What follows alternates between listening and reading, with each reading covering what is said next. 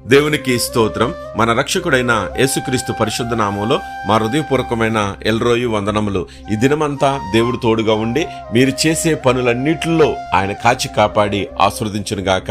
ఈరోజు దేవుని వాగ్దానం ఇర్మీయా గ్రంథము 31వ అధ్యాయం 3వ వచనం, విడువక మీ ఎడల కృప చూపుతున్నాను. ప్రియ దేవుని బిడ్డలారా, ఇశ్రాయేలు ప్రజలను విడువకోకుండా ఆయన విడిపించి ఎలా రక్షించి ఎలా పోషించాడో, సంతోషంతో నింపాడో నీతో కూడా అంటున్నాడు. ఇదిగో నేను నీకు దేవుడిగా ఉండాలని, నీ కుటుంబం నాకు ప్రజగా ఉండాలని నేను ఆశపడుతున్నాను. కాబట్టి నిన్ను విడవట్లేదు. నువ్వు దూరంగా వెళ్ళిపోతున్నా నేను దగ్గర చేసుకుంటున్నాను. కాబట్టి నీకు ఏ ఆపదొచ్చినా తప్పిస్తాను, నీ దగ్గరికి వస్తాను, ప్రతి సెకండు నిన్ను ప్రేమిస్తూనే ఉంటాను.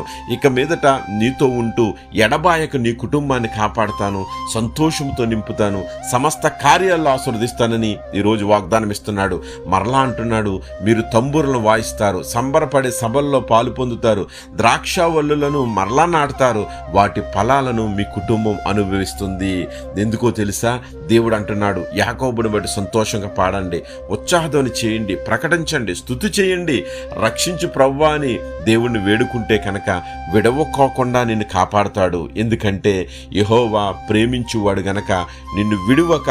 నీ పాదములు వలలో పడిపోతున్నా, నువ్వు శ్రమల్లో పడిపోతున్నా, దీనత్వంలోకి వెళ్ళిపోతున్నా, దరిద్రులకి వెళ్ళిపోతున్నా, నీ కష్టాలు వస్తున్నా, ఇబ్బందులు వస్తున్నా, ఇరుకులు వస్తున్నా, నువ్వు దేవునికి దూరంగా వెళ్ళిపోతున్నా, పాపంలో పడిపోతున్నా అంటున్నాడు. శాశ్వత ప్రేమ నిన్ను ప్రేమిస్తుంది కనుక, యేసయ్య అగాపే ప్రేమ నీతో వెంటాడుతుంది కనుక నిన్ను విడువను, ఎడబాయను, నీకే ఆపద రాకుండా కాపాడతాడంట. ఈరోజు ఆయన నిన్ను విడువక విడిపిస్తూ ఉన్నాడు. కాబట్టి నీవు నీ కుటుంబము మరవకోకుండా మహింపరుస్తూనే ఉంటారు. అట్టి కృప దేవుడు మనందరికి అనుగ్రహించి ఆశీర్వదించి నిన్ను విడువకోకుండా నీతోనే ఉండి ఆయన నామాన్ని అనేక కార్యాలు చేసే కృపను మనందరికి అనుగ్రహించి ఆశీర్వదించునుగాక.